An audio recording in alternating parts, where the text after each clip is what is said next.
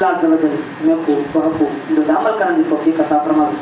حجت الاسلام امام محمد غزالی رحمۃ اللہ تعالی علیہ فرماتے ہیں ہر وضو کو دھوتے وقت بندے کو یہ امید ہوئے کہ میں یہ حصہ دھوندا پیا وضو دھوندا پیا میرے گناہ نکلتے پے میرے گناہ نکلتے پے ہیں۔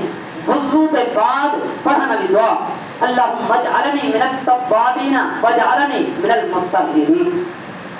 ترجمہ سن کے سو اے اللہ عز و جل میں کو کثرت نال توبہ کرنا لے تو بنا دے، میں کو پکیزہ رہنا لے تو شامل کر دے، جہے پکیزہ صاف ستھرے رہتے ہیں انہاں دے میں کو شامل کر دے۔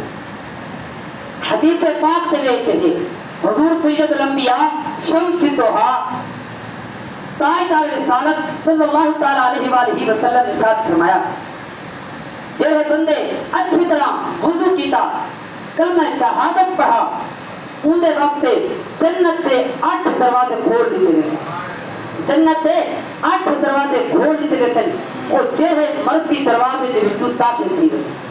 اچھے طریقے سے وضو کرے تو یہ حدیث پاک دا جو حدیث پاک دے وچ ارشاد فرمایا گیا ہے اوندا آپا کو صلہ ملتی، اوندا آپا کو صلہ ملتی۔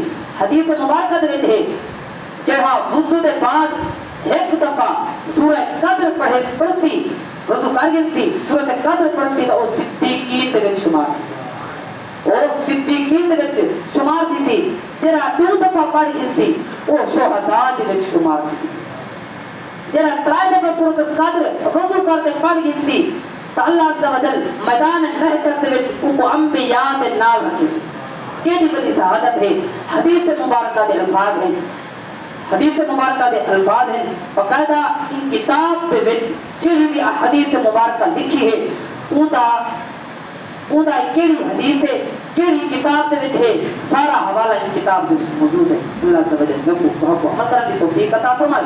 اللہ تعالی نے بہت اچھے طریقے سے وضو کرتے 5 وقت بعد نماز پڑھنے کی توفیق عطا فرمائے۔ وما علینا الا البلاغ۔